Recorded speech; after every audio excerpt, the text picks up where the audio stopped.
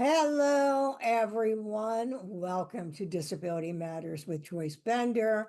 I am always excited about this show, and I always am thankful for all of you listeners throughout the Americas and around the world. We have 131 plus countries listening to the show, from Russia to Bulgaria to different countries in Africa. And in some of those, some countries which people may not be familiar with, there's only one listener. But I always say one listener makes a difference because you can spread the news to other people. And how thankful I am for you. And Singapore, you are number two. Most listeners after the United States is Singapore. Thank you. Thank you. And I travel around the world with the US State Department. So I've been to Indonesia, Japan, Kazakhstan, South Korea, Panama. So I'm waiting for the day that it's Singapore so I can do a show live from Singapore. But thank you so, so much. Hey, Yoshiko. Special shout out to Yoshiko Dart, my friend, civil rights legend. Love you so much. And every show, Yoshiko, every show. Also, I want to thank Highmark. They are the sponsor of this show. And Highmark is the company that helped me get started. Now, today, they're the third largest healthcare provider. And they have 14 hospitals under the insurance giant. But I want to tell you that it all happened because one night, due to a misdiagnosis of my disability, epilepsy, I had a seizure at a movie theater, fractured my skull, and ended up having life-saving brain surgery. And against all odds, I had this miraculous recovery. And that is when I found out I was living with epilepsy. And so comes Bender Consulting Services 31 years ago with the mission of finding competitive employment for America's living with disabilities. And so we have all levels, senior levels, intermediate levels in math, AI, healthcare. As a matter of fact, right now, we have a lot of opportunity in healthcare, some of which is paid training by the hospital. So if you are looking for a job, go to benderconsult.com and send in your resume today. That's benderconsult.com. And it's because we have so many great people that are fighting the fight for us. And one of them, Deborah Williamson, the vice president of IWSI America, was kind enough to be on the show with us today. Deborah, it is a pleasure to have you on the show. I read your bio and such an impressive background at the Kentucky Court of Justice, so many senior roles, and then you went on to do all this work. And when I read about you and thought about with young people with disabilities go through in the justice system, I said, wow, I was really impressed. And I thank you for being with us on the show today. But my listeners always ask, oh, I wish I knew more about your guest. And by the way, anyone listening to the show today, Spotify, Apple, Amazon, almost every social media platform, including benderconsult.com and voiceamerica.com, you can listen to this show or you can post it for someone else to hear. Any of them, all my guests, Spotify, Apple, Amazon, go to them all. You'll be able to hear Deborah. So, Deborah, let's hear about your background, like where you grew up and went on to school and, pursued the career that you have now. Well, thank you so much for having me on the show. I'm excited to be with you, excited to share with your audience. So, I grew up 8 miles south of Cincinnati, Ohio, in northern Kentucky, in a little town called Cold Springs. And I pursued education at the University of Cincinnati in the social sciences, and then ultimately at the University of Kentucky in the social sciences and education. So that's a little bit about my background. I I was very fortunate when I was at the University of Cincinnati to make a connection with the Kentucky Supreme Court clerk. And at that juncture, it was around 1985, 86. Um, the court had just won legislation to start a statewide juvenile justice program under the Unified Juvenile Code.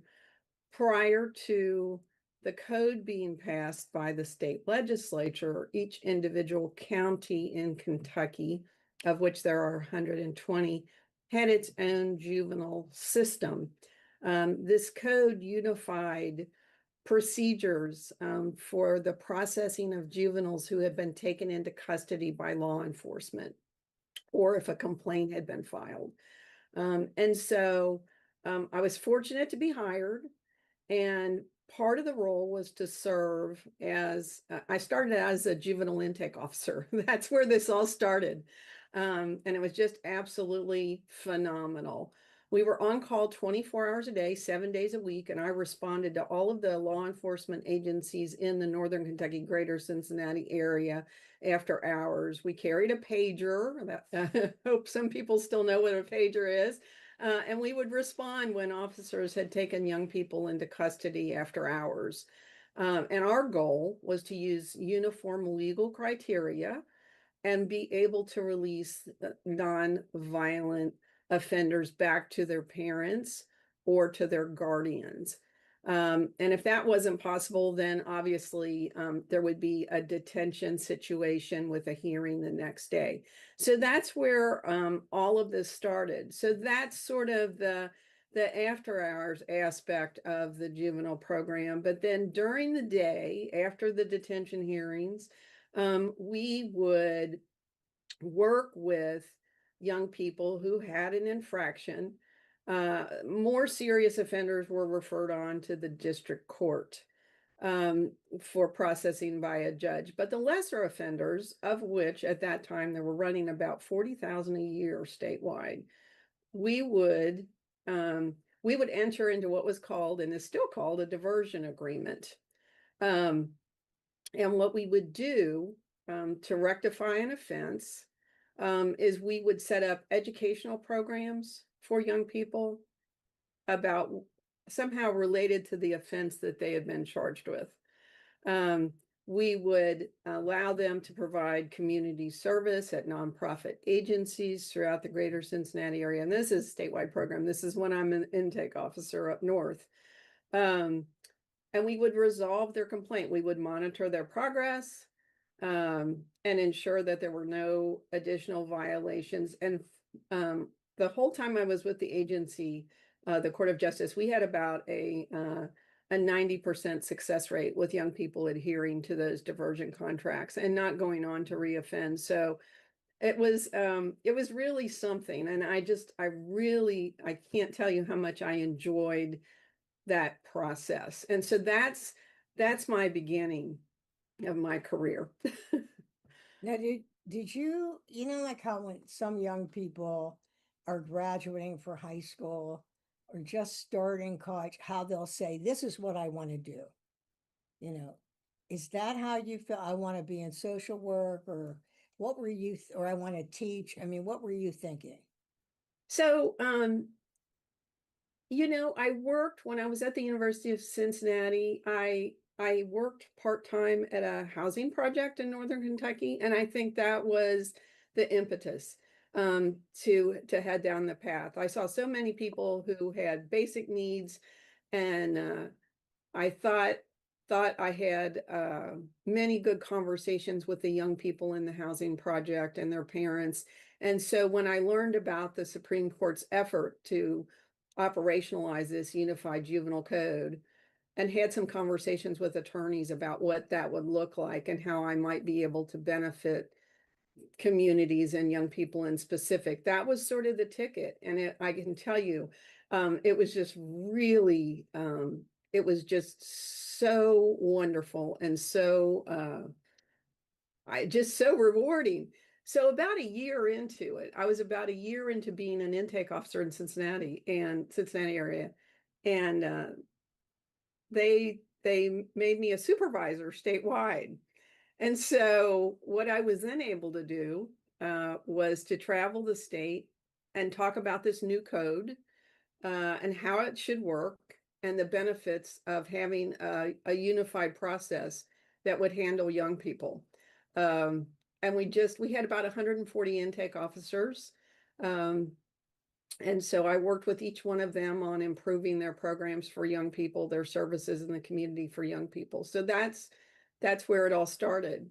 And then ultimately, about 2 years into it, I was made general manager of the program.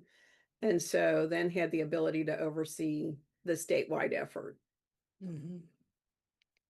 Well, yeah, you did lead statewide initiatives to advance justice, education, and policies across the state. Tell us what you did. What all did you do there? Oh my goodness. That could be a while. You can give us some highlights. I'll give you the highlights. I won't dwell. So one of the things that we did, we were successful in getting the first statewide computer system from the legislature to house all of the juvenile records. Prior to that, we used tracking cards and files to handle them, and the legislature gave us some money to get started with a program, and so I'm quite proud of that. So that's one thing. We obviously worked with the legislature every year while I was general manager, worked with our general counsel to ensure that the policies that we had on the books were fair. One of the things that I did want to tell you about, probably about 10 years into it, we worked with the Certified Board of Prevention Specialists to train all of the intake officers in fetal alcohol syndrome awareness, of which about 19%, I believe, currently folks with fetal alcohol end up somehow in the justice system. And so we worked with the Board of Professionals, prevention professionals, to train the intake officers on that, to train the judges on that particular program. And the intake officers actually got about 37 hours of training on FASD and brought a lot of awareness to that issue. So that's an example. We did a lot of civic education efforts with students and schools. We did that not only in the state, but nationally and internationally. My goodness, the list is quite long. So just to give you an idea. Wow. You know, those things you can be proud of. I'm sitting here thinking, what? Hold those juveniles on index cards. Wow. Uh-huh. Talk about hard to keep track of. Yeah, thank goodness you were able to get them to get you that computer. So I wanted to ask you about your experience in juvenile justice. Have you seen any trends for youth with disabilities, for example? Because I do run into an increase in incarceration for high school students with learning disabilities or some other type of intellectual disabilities.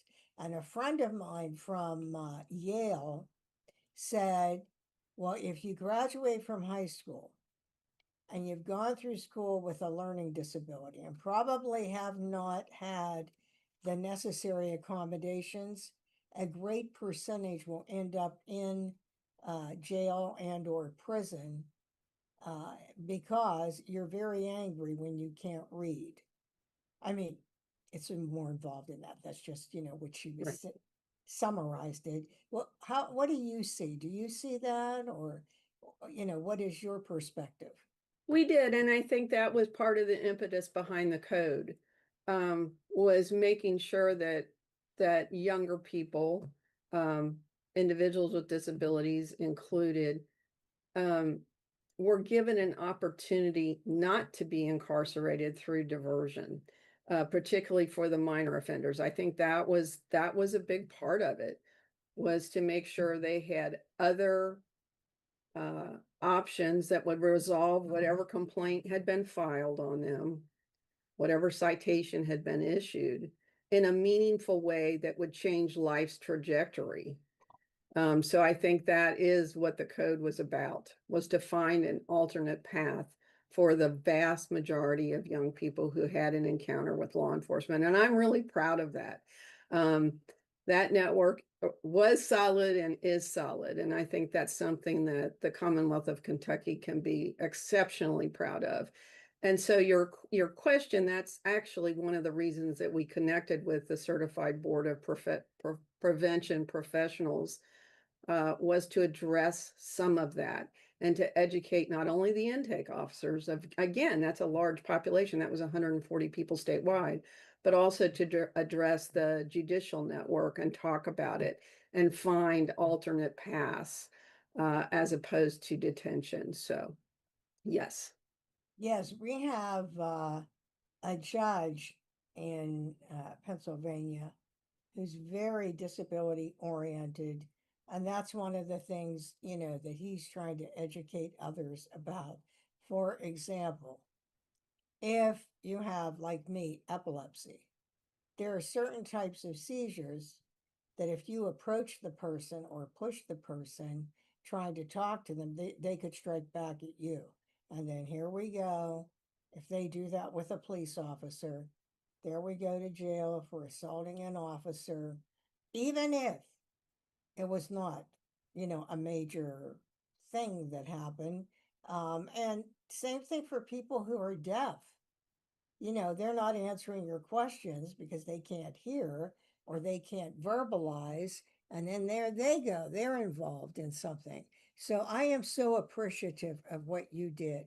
I wish they had that everywhere because I know there are many people, victims themselves and or parents listening to the show right now that are very thankful. Well, thank you. As I said, it was incredibly rewarding. I'm very proud to have been a part of that for a very long time. I was with that particular court for, I think, just about 24 years. And it was just, it was wonderful. It was a wonderful experience. So for young people listening who are looking for a career path, don't overlook the court systems. They have a lot of innovative programs like the one I've just described. So it was a great path forward for me, to where I am now. Where could they read more about that? Or should they just go to a website for the state, to find out about those jobs? Sure. So here in the Commonwealth, of course, the ABA is always a great source. State judiciaries are always a great source. In the Commonwealth, it's the Administrative Office of the Courts, and the Division of Juvenile Services. Those listings would be there for careers. The particular role is called a court designated worker, which is essentially an intake officer. And that's the role I just described to you. So That's very, very worth checking out, and definitely one of life's best rewards to have that experience working with young people and watching them grow, turn around, get a job, come back to you and say, hey, I followed your trajectory. I got a job. I'm all excited. It's working. So yeah, absolutely. a good start. Yes, ma'am. And with that, we are going to go to break before we have Mathis on the mic, our news report. So, right now, you have been listening to Deborah Williamson, Vice President of IWSI America, which we'll be talking about shortly. You know anyone you think should hear this show, remember, you can get the show right from actually on YouTube. You can get the show, but make sure you get this show and share it with others. This is Joyce Bender, America's Voice, where disability matters at voiceamerica.com. Don't go away. We'll be right back with Deborah.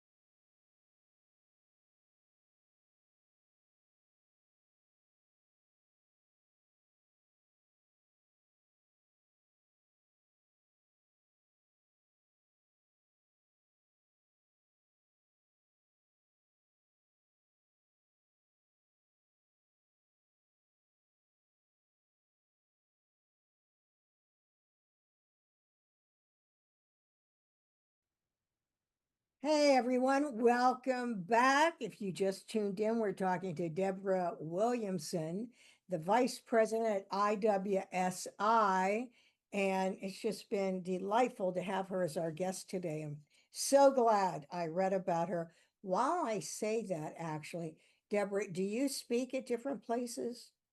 I do, and I Yeah. have, yeah. Okay, how does someone reach you for that? Sure. Anyone can email at dwilliamson@iwsiamerica.org, and I'll get right back with you. How about giving us that one more time? Sure. D. Williamson at IWSIamerica.org. Be glad to connect. All right. Well, Deborah, it says we're talking about this IWSI Work Skills and Innovation America. What a great name that is. Uh, what is it?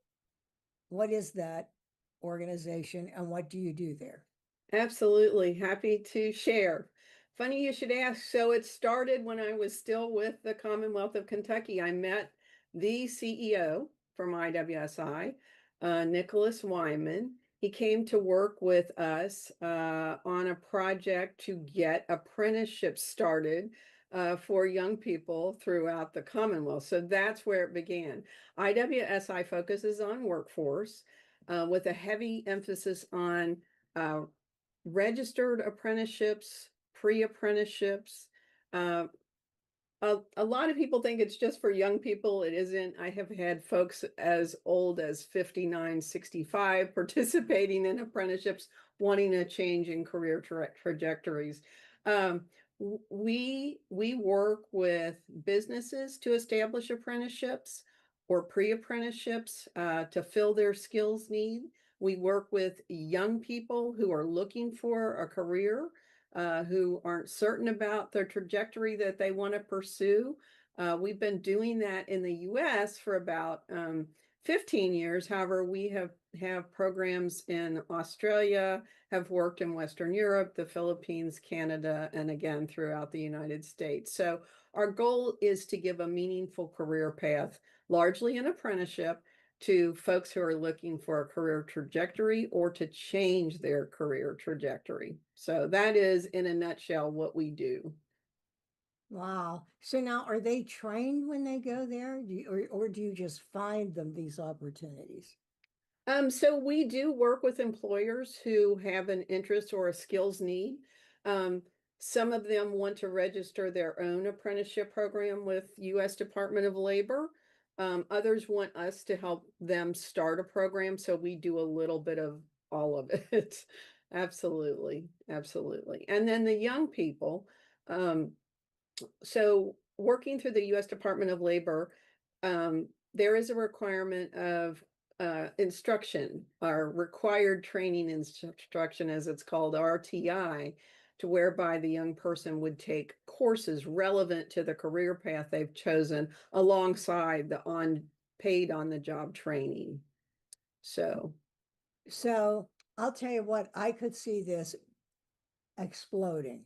And yes. why I'm saying that, I was just talking about this morning at a school that I spoke at that does a lot in trades.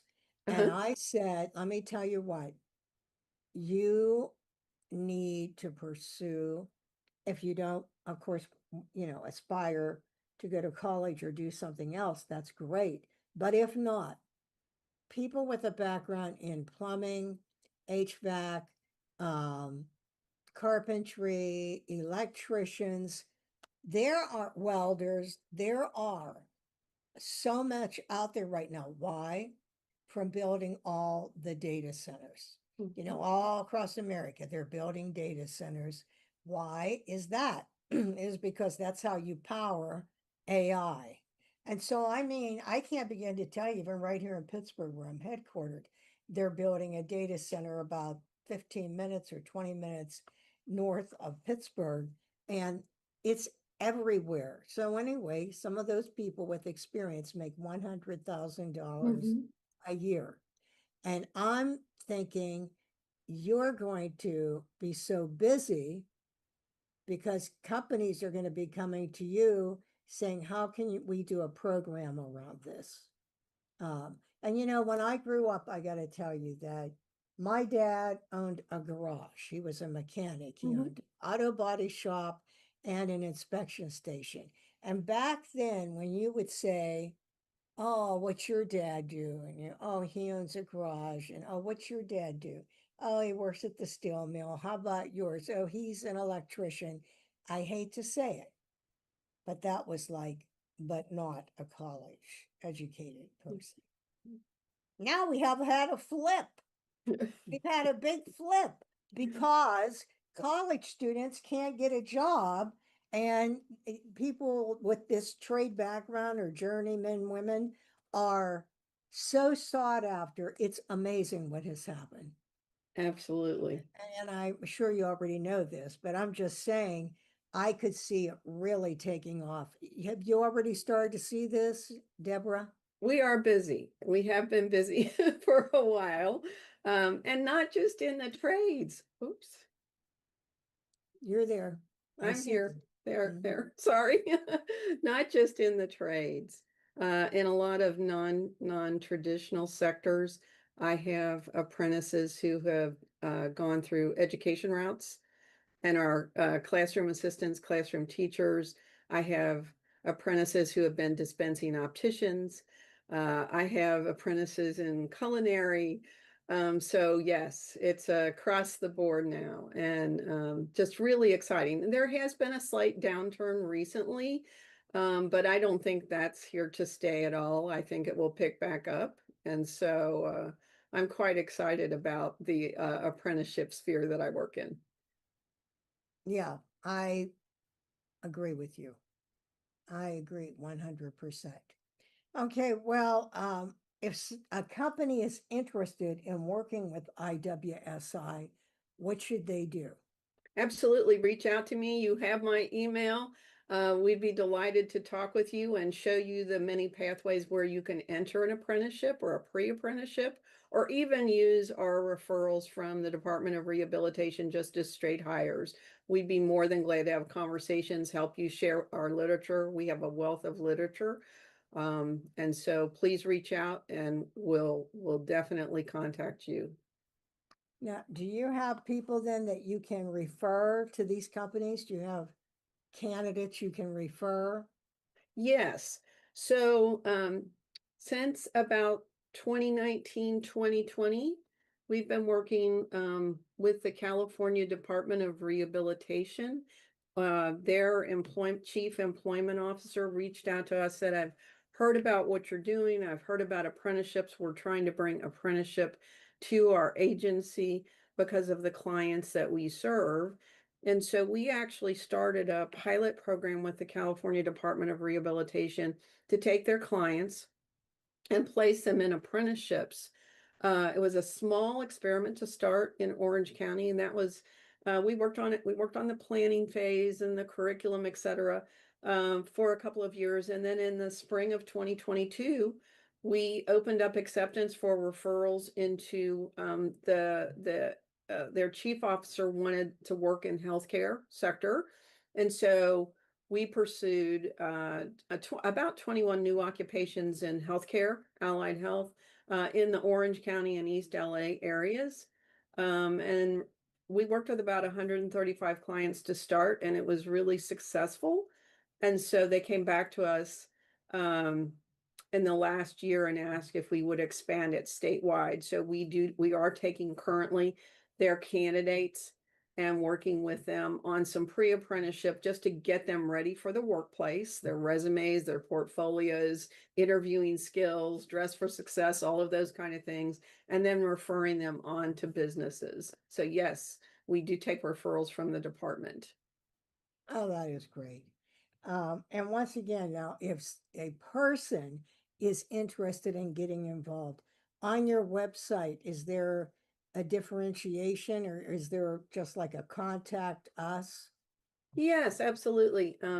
So there's info at IWSIamerica.org. You can do that. You can reach directly out to me, and there's a couple of other places on our website where you can reach us directly. So Okay, please feel free. good. Well, folks, it is time for Mathis on the mic with Jennifer Mathis. Hello there, Jennifer. Hi. It's always great to see you. Yes, likewise. It's great I to be know, I on. know you always have a hard time finding something to talk about. Yes, it's not too hard these days, Yeah, as I we have know, I discussed. know. Well, But what news do you have for us today, Jennifer? so I wanted to highlight a court filing that was made last night. And this is a filing challenging HHS's Section 504 regulation, and most particularly its Olmstead provisions. Its provisions requiring community integration for people with disabilities.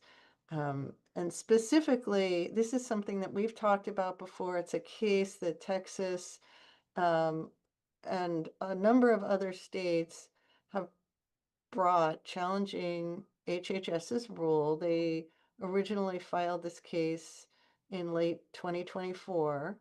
And since then, a number of the states dropped out. There were originally 17 states. Then 8 of them dropped out, and a new complaint was filed in January with the remaining 9 states. Now, 2 more states have dropped out, so we're down to 7 states. But this new version of the complaint is really laser focused on Olmstead and the obligation in Olmsted, in law, in this rule for public entities, states, local governments to administer services to people with disabilities in the most integrated setting appropriate. And that's something that has been in law for decades. Texas is saying that this is a brand new surprise, even though it has been in the regulations since 1978. And there have been many, many cases brought by the Justice Department, brought by the Protection and Advocacy Agencies, brought by the rest of us over many, many years. This is well-established law, but Texas is saying there is no right to have services in the most integrated setting. They're making a bunch of other different legal arguments about why the rule they think is unconstitutional and why it violates the Administrative Procedures Act. And the bottom line is they're asking the courts to get rid of the whole rule. And so we have talked about this case before. I think it is important, particularly if you are in one of the 7 states. And I will tell you what those are. Those are Texas, Alaska, Florida, Kansas, Louisiana, Missouri, and Montana.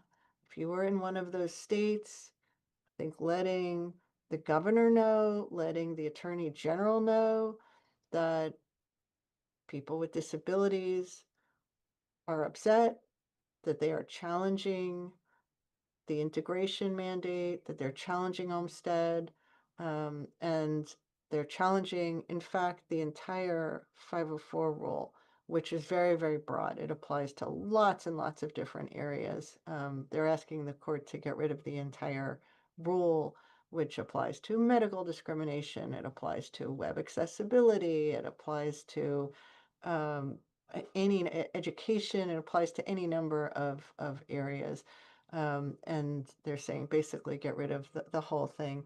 But in particular, I think they are asking the court to say that Olmsted doesn't mean what we all think it means. And this is in Texas, Northern District of Texas. It's in the Fifth Circuit. I think this is designed to go before a court that has been particularly challenging, particularly hostile to disability rights.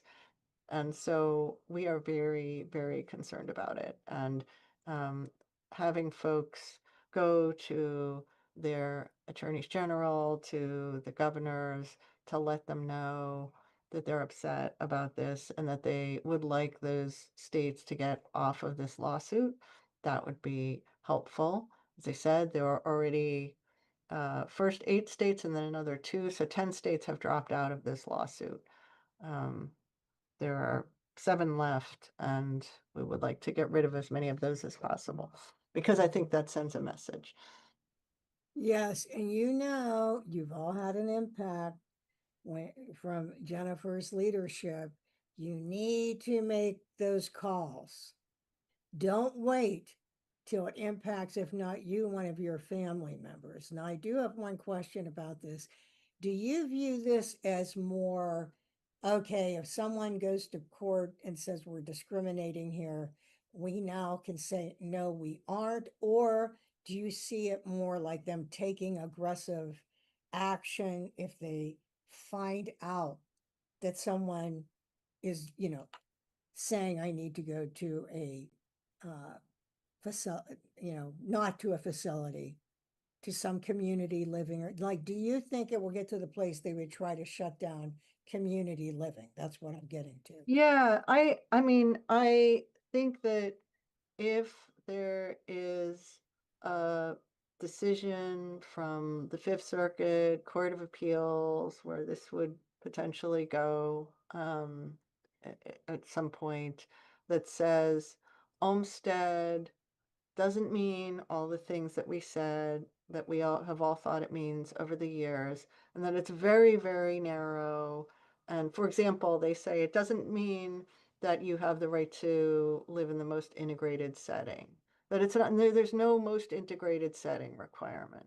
That is purely about institutionalization versus not being institutionalized and no more. And so that's a very narrow interpretation of the law. If that were to hold sway, and obviously that would be in the Fifth Circuit, this could go up to the Supreme Court, in which case it would hold for the whole country. But even if it's just in the Fifth Circuit, that's a bunch of states I care about. And, and then that has influence over other courts as well and what they think the law means. And so it just has the potential to, I think, dramatically cut back on what people's rights are. And So, I don't know what would happen here, because if, you know how people used to then, okay, I'm not community setting, I'm in a skilled nursing facility. How would they do that with Medicaid cuts? That, this is the main yeah, way nursing homes right. receive payment. Then what would happen? That's, you know what I mean? Yeah, well, I mean, the irony is that with the Medicaid cuts, I think, certainly states are in a hard position. They have a lot less federal money coming in, but that to me is a good reason to invest in the community rather than in institutions, because community is not just better for people generally, it's also less costly in almost every case. And so you can serve a lot more people when you are investing in the community than you can when you are investing in institutions. So this is actually, I think, a hard time to talk about really doubling down on institutionalizing people. It's a very expensive kind of care, and it's mostly not what people want. But um, this is something that is really a bottom line fundamental issue for the disability community. Yeah, So this it is really really is. a pretty significant attack. Yeah. Well, Jennifer, please, thank you for this news. Now, you heard her, especially if you live in those states. Jennifer, will there be something about this ultimately on the Bazelon website or Dredif somewhere? There will, and yeah, there was, we put out a statement because Indiana pulled itself off of the brief, and so we highlighted that, or pulled itself out of the lawsuit, I should say, rather than off the brief. And it looks like South Dakota is doing that today, or at least they were not on the brief that got filed last night. So it looks like they will be removing themselves as well. But there will be briefs that the disability community is filing. And so I think some of the big groups will be on some of those briefs. And so So I some would go to yeah. bazelon.org, aapd.com, And Dredif.org. dreadish.org. I would go to Disability Rights Education Defense Fund and read about this, but get fired up. Jennifer, thank you, and we'll talk to you next week. Thank you. Take Bye. care. Well, I bet you knew a lot about understanding this, huh? Since you're in the court system, you understand what all of that means. But that, oh my goodness, that could be catastrophic for people. But I want to talk about something good. Ready, willing, and able. What is that? Yes. So ready, willing, and able is, I just started to describe it before we heard from Jennifer. So that is the name of the little pilot project that we launched in Orange County in 2022. And that was placing the individuals from the California Department of Rehabilitation into those allied health jobs. And so now, as of July, the department came back to us and last July, they came back to us and they said, we'd like to expand this statewide, where it was in Orange County and East LA before. So now Ready, Willing, and Able is a focus on apprenticeship and pre-apprenticeship programs and connecting them with employers. But now it's not just in allied health. So the department has said, let's try all of the marketable occupations statewide. So now we're looking to work with employers in IT, in advanced manufacturing and hospitality, in agriculture. And so that's our current thrust. We had a kickoff meeting in Riverside and San Bernardino back in mid-September. And so now we're in pursuit of employers who will work with us and hire our clients on a statewide basis. And again, it could be a pre-apprenticeship, it could be an apprenticeship, or it could be a straight hire. So that's what the team is currently pursuing with great enthusiasm. And we absolutely love working with the department and their counselors. They've been phenomenal resources for us. They've helped with things like wraparound services beyond the employment piece. So we're very grateful for our relationship, long-term relationship with the DOR, and love working with the clients. I think what you're doing is phenomenal. And again, Deborah Williamson is with IWSI, Workplace Skills and Innovation America. I'm assuming is it .org? Yes, ma'am. Okay, so, any businesses? I know Bender Leadership Academy are not for profit. High school students with disabilities. We are all about, as I said earlier, encouraging working in trades and other areas, not just, college bound. And I think this is great. I think it's wonderful. I do. I think it's wonderful. Well, thank you so much. I'm sorry, go ahead. No, please go. You were saying that in the business world, you could partner with IWSI if you just get in touch with the website. Is that right? Yeah, or email me directly. I talk to employers every day. Would be happy to talk to somebody interested in working with us on hiring the candidates that we have, working with us on establishing a registered apprenticeship program, or working with us on a straight hire. Yes, we're most anxious to connect with employers. Okay. So, Deborah, over the past couple years, what would you consider your greatest accomplishment at IWSI? Oh my goodness. We've had so many great projects. Beyond the Department of Rehabilitation, which has been absolutely wonderful, as I've said repeatedly, we currently work with the U.S. Forest Service, and we're working on a forest technician, and that would be a first apprenticeable occupation, I think, in about 40 years for U.S. Division of Forestry. And so that should be right around the corner. So that would be a major accomplishment in my mind. We also worked extensively with the Interstate Renewable Energy Council and had a phenomenal time with wind power, hydropower, other sources of alternatives, and that went extremely well. We've got a lot to be proud of. We've had some phenomenal initiatives. We're currently working with the State Department of Apprenticeship Services, getting ready to launch another apprenticeship piece. So there's a lot to list. There's a lot to be proud of. However, we don't rest on our laurels, because there's a lot of work to do to educate folks about what we do, to educate folks about the benefit of apprenticeship, to stir enthusiasm among young people who are just aren't sure about which direction they want to go to. So yes, those are some of our accomplishments, and we're on our website. You can read about a lot of our reports that sort of highlight these efforts that we've been pursuing for the last 3 to 5 years. And stay in touch with us. We'd be happy to chat with you about it.